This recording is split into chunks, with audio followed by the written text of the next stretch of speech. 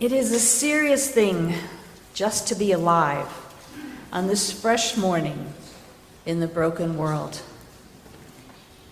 Good morning. My name is Reverend Pam Romancic. I'm a cisgendered queer white woman whose pronouns are she and hers. Another identity I carry is that of a knitter and fiber artist wannabe. Whatever identities you bring with you this morning are welcome here. Welcome. This morning's chalice lighting is by Thomas Merton. Humans have a responsibility to their own time, not as if they could seem to stand outside it and donate various spiritual and material benefits to it from a position of compassionate distance.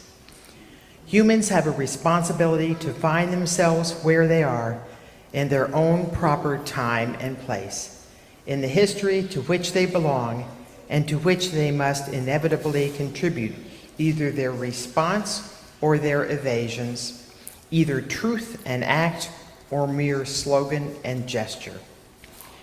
We light our chalice this morning in this time and space, open to both hope and love. My name is Ellen Vinzani. My pronouns are she and her. Our church shares a covenant that we make with one another, a promise that helps to remind us of why we gather and what we want to be with one another. Please rise in body or spirit and join me in saying our covenant together. We unite to strengthen the bonds of kinship among all persons, to promote human dignity and to increase reverence for life's creating, sustaining, and transforming power through worship, study, and service. Could you go ahead and get a microphone? I'm going to ask to grab a microphone from the back because now is the time for our Wonder Box. So I'm going to invite any of the young and young at heart to come up front and have a seat. And I'm going to just imagine thinking about what day it is, thinking about what's going on in the world, what might be in our Wonder Box this morning. So let's just have a few minutes to wonder, to think. What could be in there?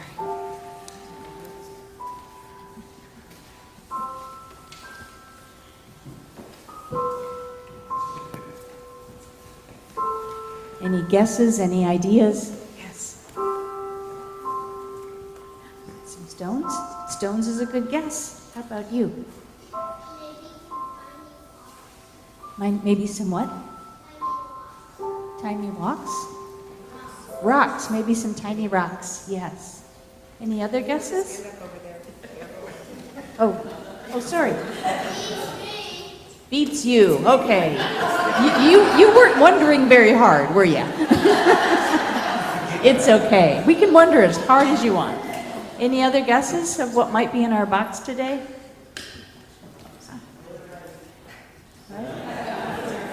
Voter ID cards. Yes, that would be a good guess. Okay, who would like to open the box today? Did you want to open it? No, don't. How about Reese? Would you like to? Would you like to open it this morning? No? Yes, come on. Yes, I think he does too. He's coming on up too, maybe. Have you opened the box? Welcome. Yay. There you go. What's in the box? What's in there? What did we find, huh? What is that? Yeah.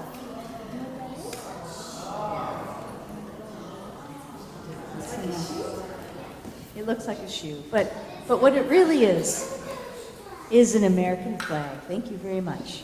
It's an American flag. And it's a really good thing to have in our box this morning for so many reasons. But one of the main reasons we have it in our box this morning is for Veterans Day tomorrow. So right now, we're going to say thank you to all the people who have served our country. First, I'm going to ask those who have served the country themselves and any member of the armed services. Would you please stand up?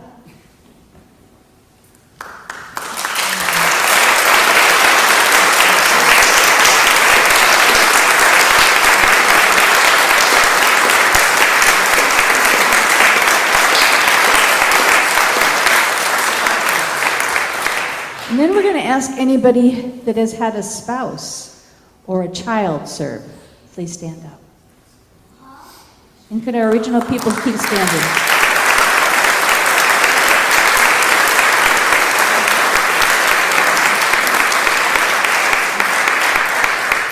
Anyone who has had someone they love lose their life serving this country. What a blessing. Yes.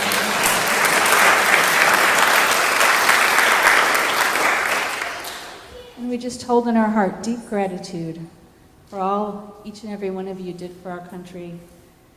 And for the fact that I couldn't stand up, but both of my grandfathers served in World War II.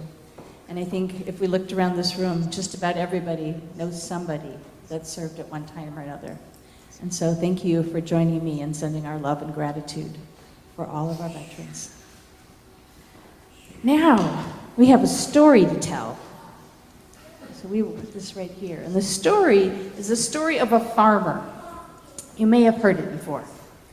If you want to be part of this story, you can be part of the people, the townspeople. Anybody want to come up here? I think Ellen's going to come up and be a townspeople. Okay, come on and stand up here. Just stand up here. You're going to be the townspeople, okay? Okay, your dinosaur is going to be part of the townspeople. Very good. If you want to come up, you can. And everybody that wants to come on up come on up. Everybody can come up. Good. Yay. So this story is a story about a farmer and his son who lived long ago, and they were in China, but I've heard this story a bunch of times. So you guys can stand over here by Ellen if you want to be part of the story, because you have something to say. Okay, you have a part to say really loudly, and Ellen will help you know what it is, okay? So this farmer,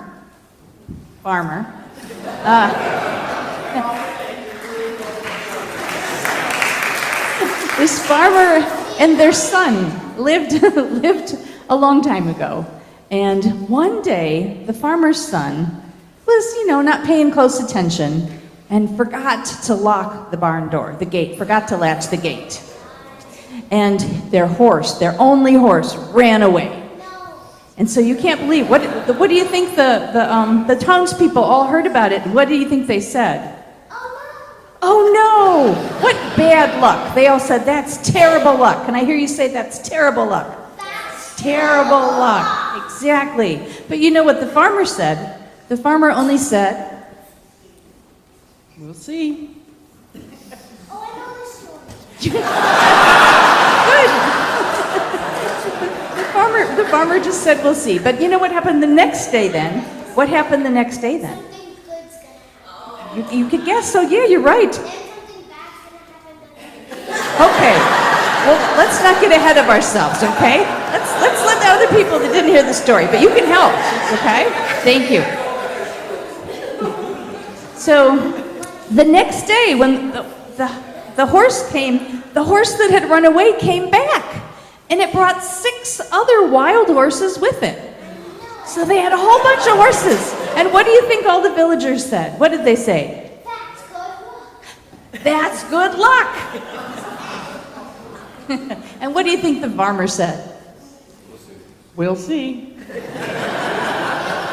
And okay, let's wait. Yes, the next day the son is out there and he's starting to train one of the new horses so that they can use it on their farm. And when he's riding he's trying to ride the horse throws him off and he breaks his leg. Oh, and what did they say? You are right. You're right. But first, all the villagers come and say, what? That's bad luck. No, first, we're back in the bad luck. That's bad luck. It's bad luck that he broke his leg. That's where we're at. He broke his leg. That's bad luck.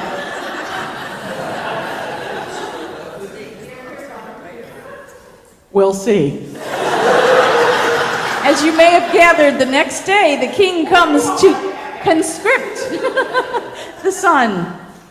And the son can't go. And so all the neighbors say, now, that's good luck. That's good luck. You knew it. And the farmer still says, we'll see. And we know this story could go on and on, right? With good things happening and bad things happening. Bad things happening that lead to good things that lead to bad things that lead to good things that lead to bad things. Yeah, he's your new minister here. He's got it. He's got it down great. And what do you think the moral of that story is then? Because you heard this before. No idea. How about you? Okay. Anybody, other guesses? Beats me is the good answer. Any other guesses what the moral of this story is trying to tell us this Sunday morning? I think it's trying to tell us that we never really know what's happening. We never really know if a good thing's going to turn out bad or a bad thing's going to turn out good. And so there's no point in borrowing anxiety and fear and worry. And it's much easier just to live in this moment and celebrate the amazing people that we have around us and enjoy ourselves. And I think our farmer is going to take our children off to their classrooms right now.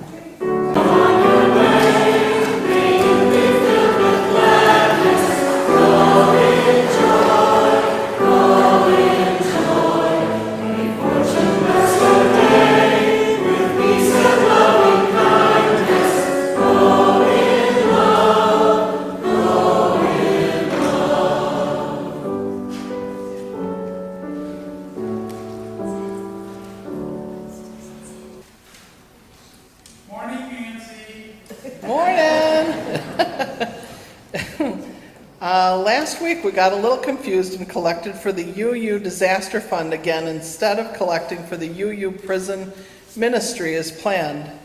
We are sending the money to the UUA, but are going to have another Share the Plate collection for UU Prison Ministry.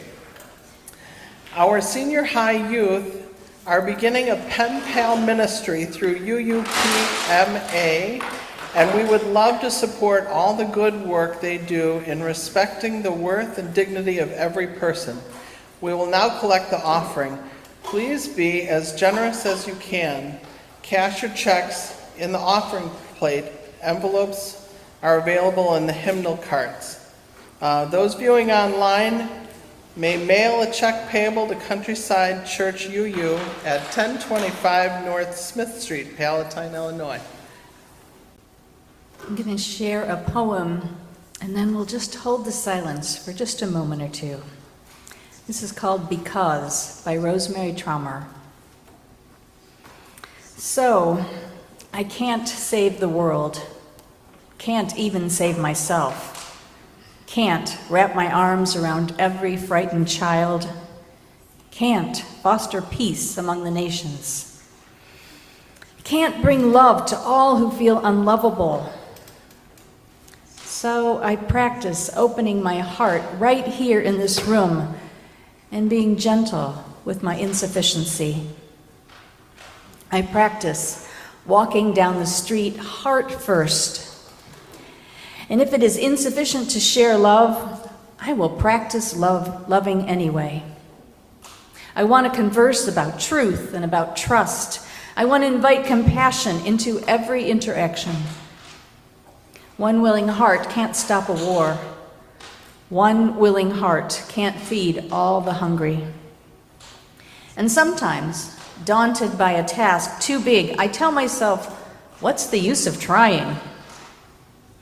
But today the invitation is clear: to be ridiculously courageous in love, to open the heart like a lilac in May, knowing freeze is possible and opening anyway, to love seriously, to love wildly, to race up to the world as if I were a puppy, adoring and unjaded, stumbling upon my own exuberance, to feel the shock of indifference, of anger, of cruelty, of fear, and to stay open, to love as if it matters, as if the world depends upon it.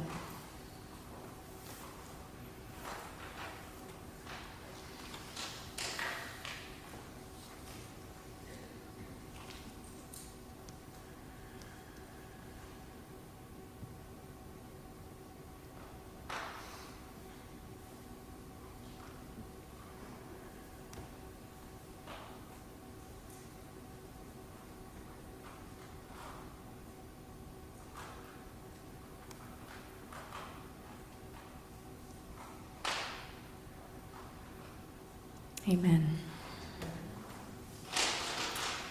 This is our time to recognize the joys and concerns that live within our congregation. So if you haven't shared anything, please go ahead and go onto our website or follow the link on our e-news, and there's a form that you can fill out if you want to share some joy or ask for some compassion and consideration and empathy from this church. And this morning we hold the Shefkich family close. Ryan had emergency eye surgery on Tuesday and has to be immobile for an entire week. Very difficult with young children. They are hopeful that his eyesight will fully recover, and we send love for quick healing, love for strength for Sarah, love for the boys during this difficult time. And we want to say within this space how grateful we are for everyone who contributed so much to last night, for the joy that was in that room, for the healing that music can give when nothing else will help. We say thank you. And then just a quick reminder that the Minister's Discretionary Fund is here if you need it. For all of those intentions which may remain in the secret sanctuary of our hearts, know that you are held and that you are loved and that you matter. Please join me in singing Spirit of Life. The words will be on the screen.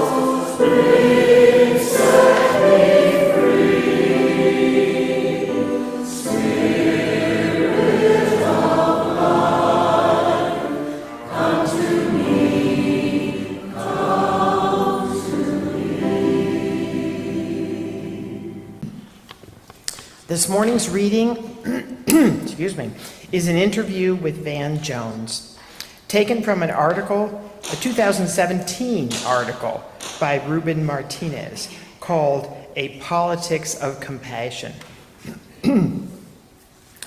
What is heartbreaking for most people is that Trump's inflammatory and divisive rhetoric wasn't disqualifying for all Americans. But then people jumped to the conclusion that it was therefore delightful to 60 million Americans. That's also not true. There were a lot of people who voted for Trump who found his rhetoric distasteful, but not disqualifying.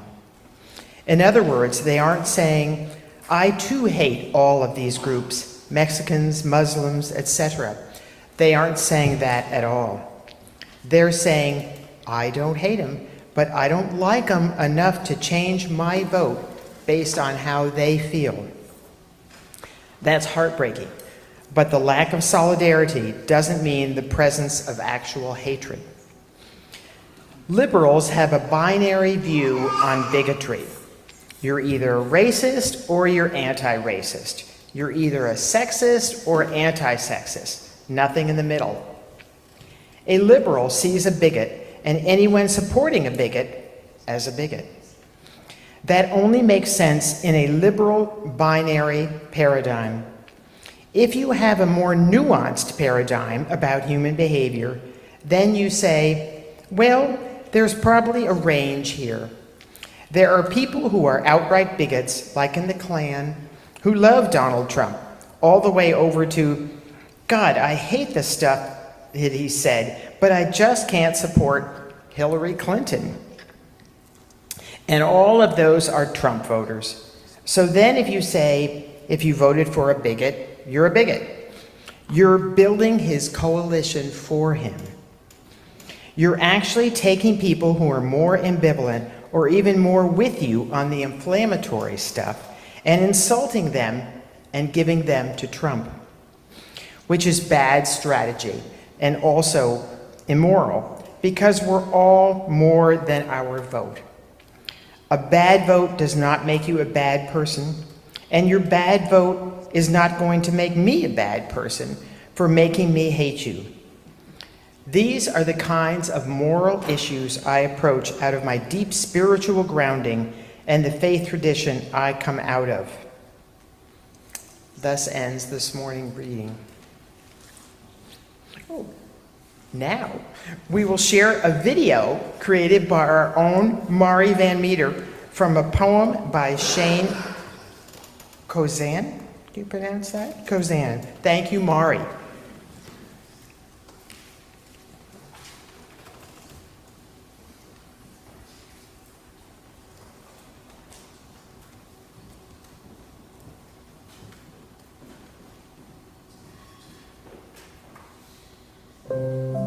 Dear me, this is you, me. Get up. The ground is your reward. It will hold you when you are done. Cancel all forks, you are not done. Put a silencing finger to the lips of all singing fat ladies. This is not over. Reel in all finishing lines. Steal the sound of the metal ringing hanging in the air and put it back in the valve. One more round we go. Get up. There are sunsets that need to be signed off on. Snowfalls that need your approval. Starry nights like sad lovers whose beauty has gone unnoticed in the glare of television sets. They are looking for volunteers to notice them. Raise your hand. Step forward. You will not be chastised for staring. Some beauty wants to be seen. Get up, as if the simple act of standing has brought you closer to the cosmos than you have ever previously been, as if all the stars you've seen have been busy looking back, taking notes, and keeping track of which wishes need granting. They heard you ask for string, so show them you haven't wasted it.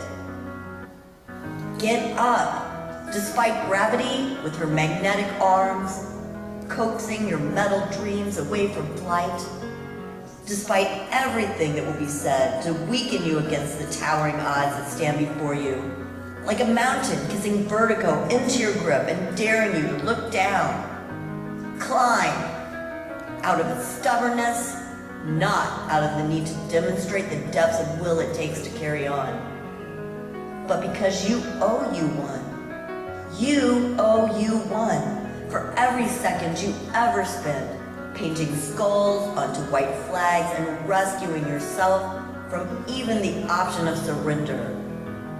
For every instant you rebuilt your heart, using smiles salvaged from the grateful faces of those whom you reminded how to laugh.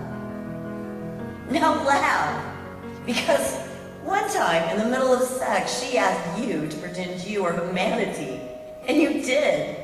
And it was then, as it is now, okay to laugh. Your lungs will fill like the bank accounts of the corrupt. Your lungs will collapse like backyard tents after ghost stories and strange noises.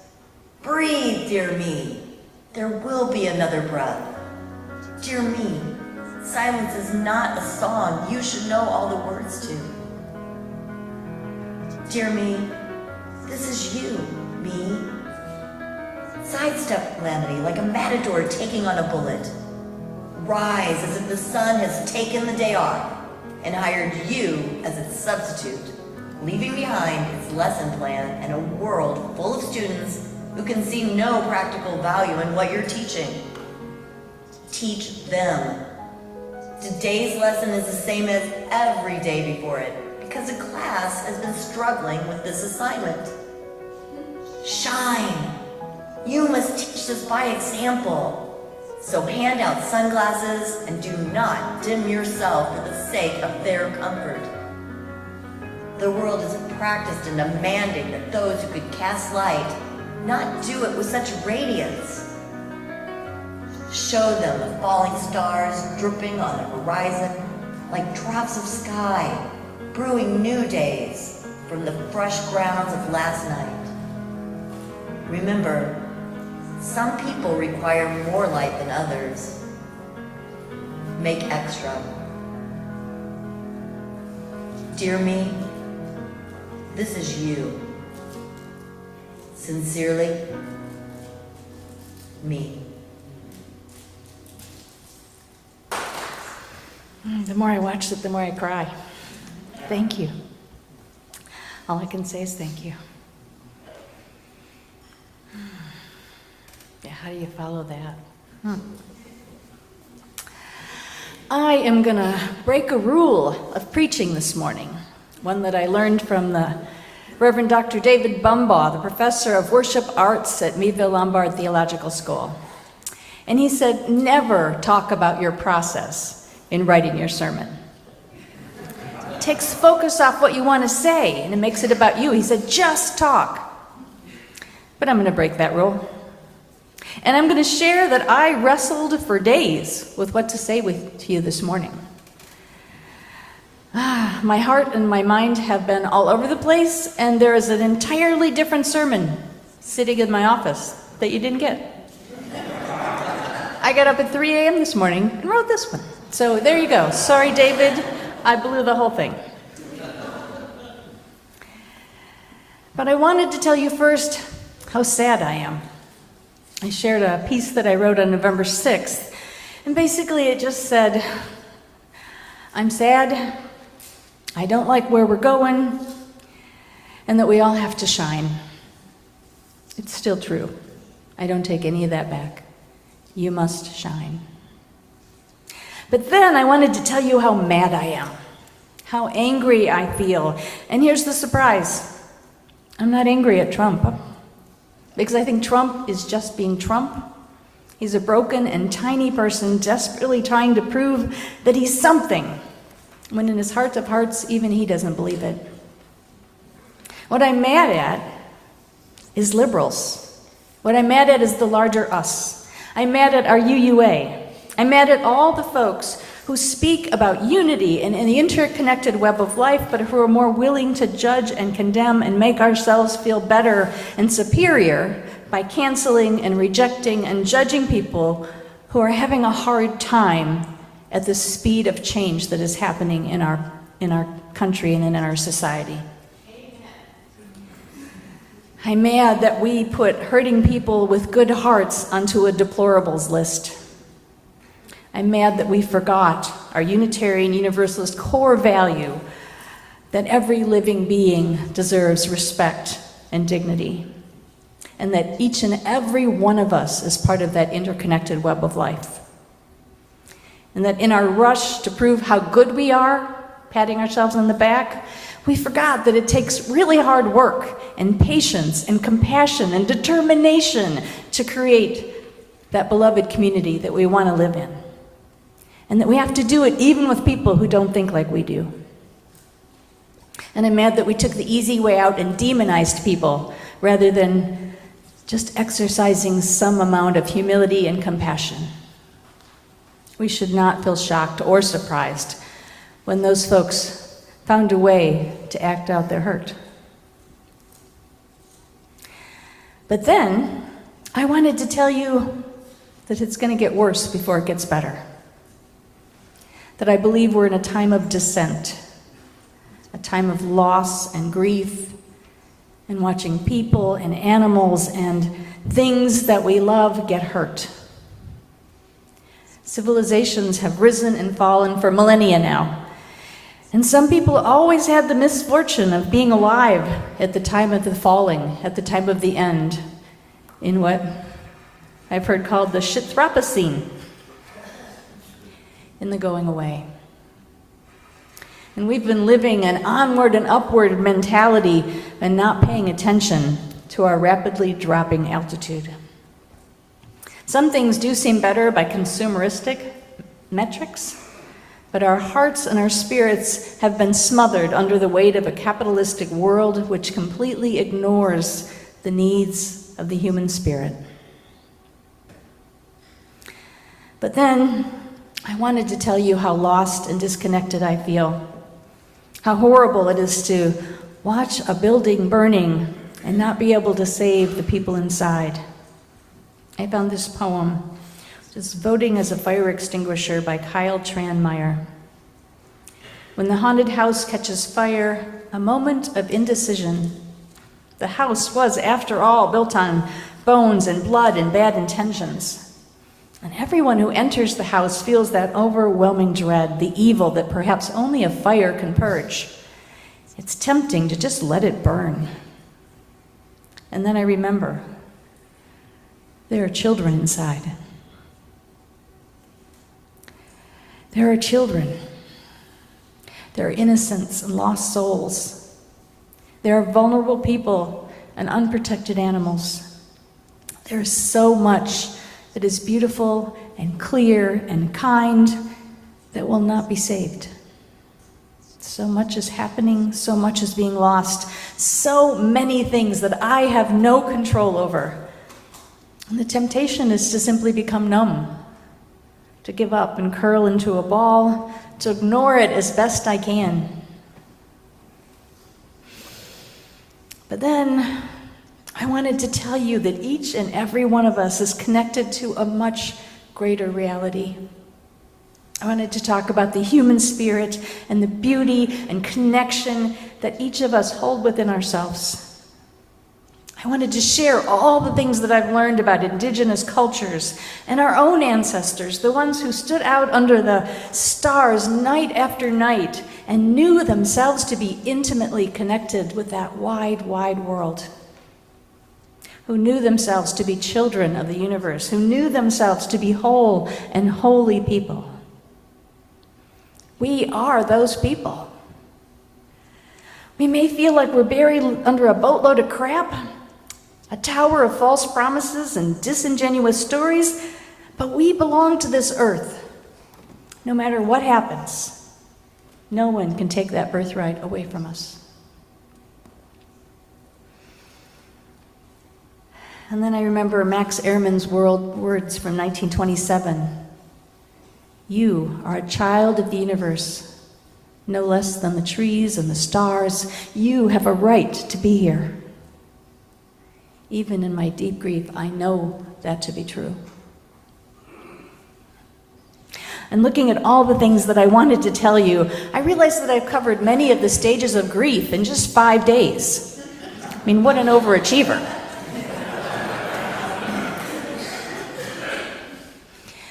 We are not the first humans to experience these feelings, and God is willing, we will not be the last.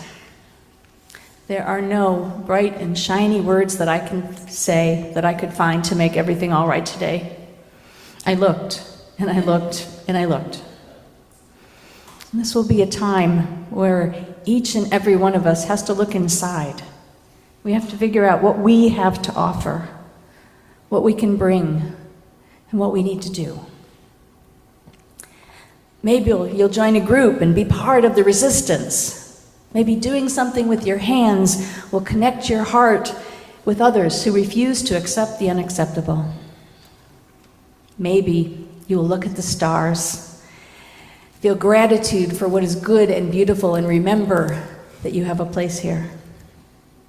Maybe you will simply pray for all the hurt and suffering and loss in the world and hold that heart and hold that pain in a heart which breaks open wide enough to hold every bit of pain. Maybe you'll simply cry. Crying connects us to the grief that is a gift to the human spirit. It's a message that says, you matter. We see you. You are loved. I'd love to put a big sign out front that simply says, you matter, you belong. Join us in supporting the human spirit. I think some people might come. I don't know yet exactly what I'm going to do, except to pay attention. I'm going to show up when love calls, and I'm going to remember that every single one of us is simply doing our very best to make sense of an insane world. Even people who voted differently than me, even UUA staff, even the people who refuse to vote, even the people who make themselves feel better by judging and hating and pushing away. And a lot of people won't want to hear that and may direct their anger at me, and that's okay, because I'm just doing my best too. But the one thing I pray is that we remember to see the holy in one another, that we recognize and hold the brokenness that each of us has, that we come back again and again and again to our connection and our participation in this life, because no matter what happens, we have that.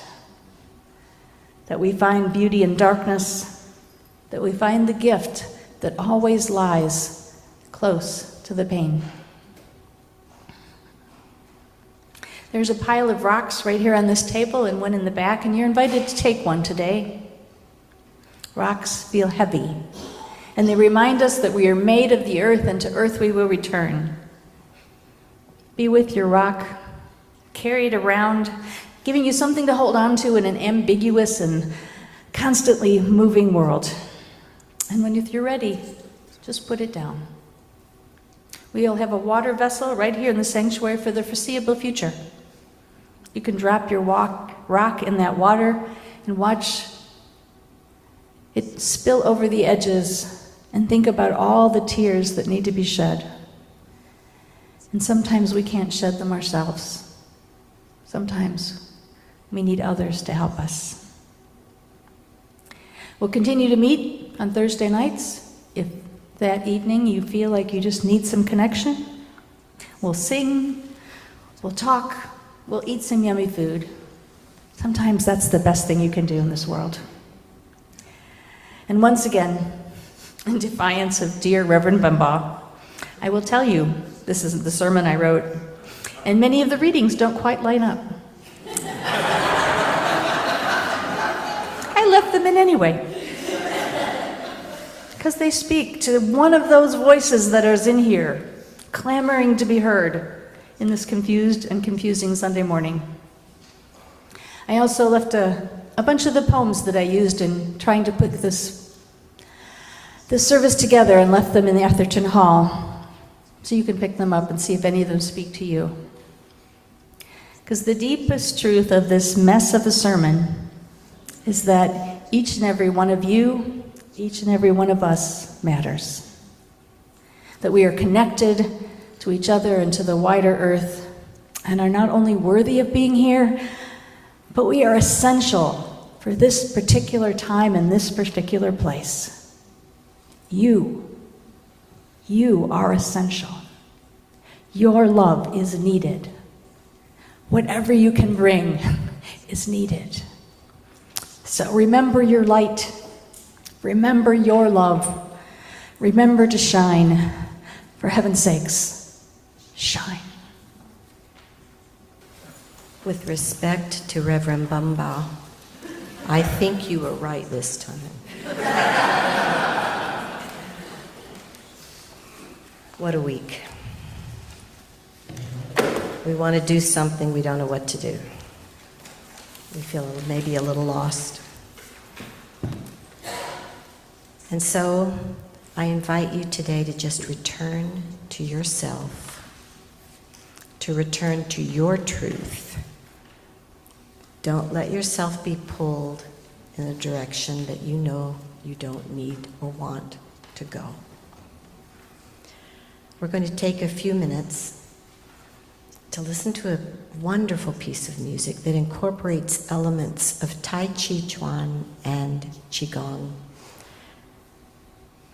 The Qigong meditative practice, called the 6 Healing Sounds, begins and ends the work, and the melodic text is part 1 of poem number 16 from the 4th century BC classical Chinese text.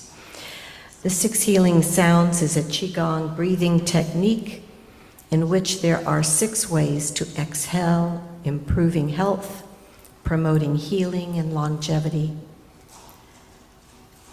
Leslie Pete will lead us, and from your seat, if you would like, breathe with us.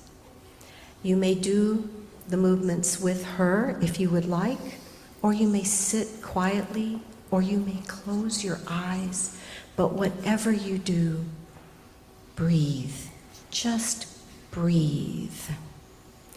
The translation from the Chinese that we sing today is seek to attain a perfect emptiness, remain patient and sincere. Every living thing is rising as one. Through this we observe the return to our roots.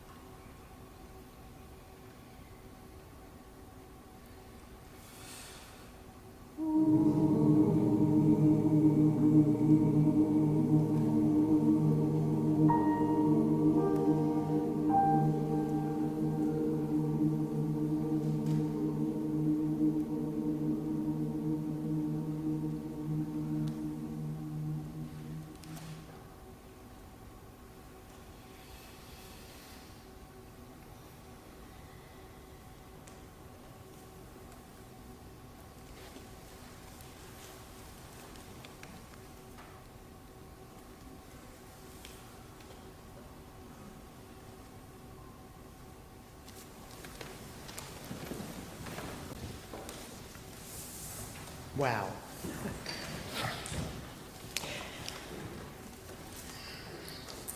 Pastor Venice Williams, the African-American director of Milwaukee's oldest farmers market and cultural and spiritual midwife at the CLARA Healing Institute in Wisconsin, wrote on Facebook Tuesday, "You are awakening to the same country you fell asleep to, the very same country.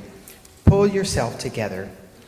And when you see me, do not ask, what do we do now? How do we get through the next 4 years? Some of my ancestors dealt with at least 400 years of this under worse conditions. Continue to do the good work. Continue to build bridges, not walls. Continue to lead with compassion.